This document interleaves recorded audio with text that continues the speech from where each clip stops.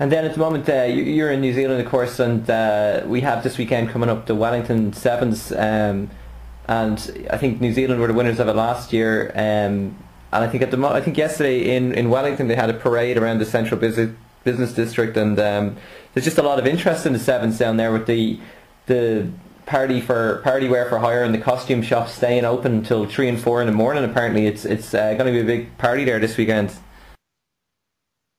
Yeah, I've heard a few stories about because there's a lot of visitors. It attracts a lot of it's a huge event down in Wellington. I pity, like, I live in Auckland. I work constraints. I'd love to have got down and seen it, but there's been stories about probably the local government asked people down there to maybe tone down the outfits a bit because, you know, obviously there's a lot of kids and stuff go to them, and the outfits last year apparently were a bit racy, but sure, that's rugby. But fantastic rugby, you know, great teams there.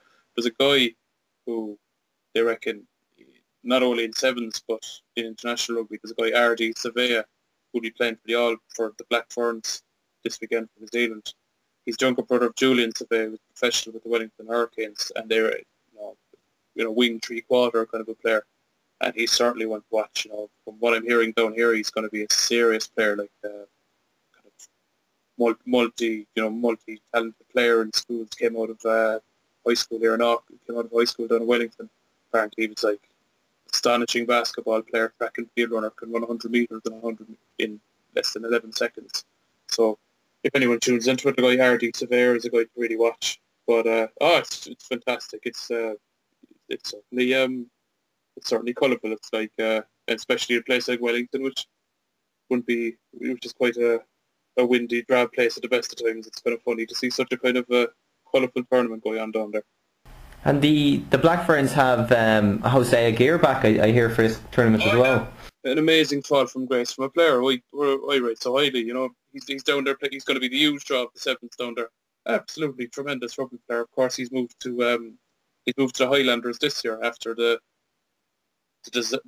baffling tactics of Mark Hammett. He's the Hurricanes coach. Basically, did a clear out. Basically, got rid of Nanu, Perry Weepu, Cruden, Andrew Hoare and Jose Gear at the end of last season, which is just, there was a lot of strife and unrest in the camp, but it was just baffling. But yeah, he's going to be down there, and he's going to be well worth watching. I mean, Graham Henry called him the best winger in the world 12 months ago, and okay, he had injuries, but he didn't even make the World Cup squad while Zach Gilford was off gallivanting around the place, you know. But he's certainly a player to watch. He'll be fantastic. Him now, and he'd be well worth winning, watching the admission price alone, because he is a fantastic rugby player. You know, I back him now once he gets back to full fitness to get back into the All Black side with Corey Jane and Israel Dag in the back three. You know, it's a fantastic rugby player. So yeah, it's an interesting week, isn't it? We're talking about icebergs and racy outfits at sevens competitions, and that's rugby, all right, isn't it? That's rugby, Pat. Canada's Conor Trainor may be only 22 years old, but he's already a 3-year veteran of his country's sevens team. He's also been capped 5 times for the senior national team, and last autumn made 4 appearances with the Canadians at the Rugby World Cup. Trainor credits the win over Tonga and the draw with Japan as his tournament highlights, but he did cross the line twice against the All Blacks at the Westpac Stadium in the final pool game. He returns to the stadium in New Zealand this weekend when Canada take part in the Wellington Sevens tournament. We caught up with him as he prepared for an exciting weekend of sevens action. And have you ever been down to the Wellington Sevens before? Yeah, this was my 3rd year. My first sevens tournament was in 2010 when we made the quarterfinals. So for you guys, is it something to kind of aim for again? Like you have France, you've beaten France in the past, you've beaten Kenya in the past, and you've ran Australia pretty close. Is it something that you guys are aiming at, like qualifying for the knockout stages of the cup competition? Yeah, absolutely. That's always the goal. Like, yeah, I've never we always have a good game against France. I think I've lost them once out of the couple of times we played against them. Kenya is a very beatable team, and Australia just takes us playing a good game and getting a couple bounces. So going 3-0 in the pool stages isn't impossible, but definitely going 2-1 and getting through to the quarterfinals is our main goal. Yeah, and they take their rugby very seriously, and they're very passionate about it over there in New Zealand. And do you enjoy playing down there? Yeah, no, I absolutely love it. Just going from playing in Canada and then coming and playing here where everyone loves it.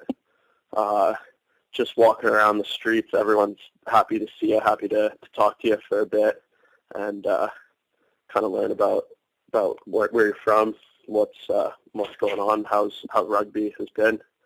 So it's good to kind of be a mini celebrity for the week, I guess. Of course, the last time you appeared at the Westpac Stadium, you were up against New Zealand in the World Cup back in October, and you scored 2 tries in the game. How much does that game stand to you and the other players who are in the Sevens squad that are also going to be playing this weekend?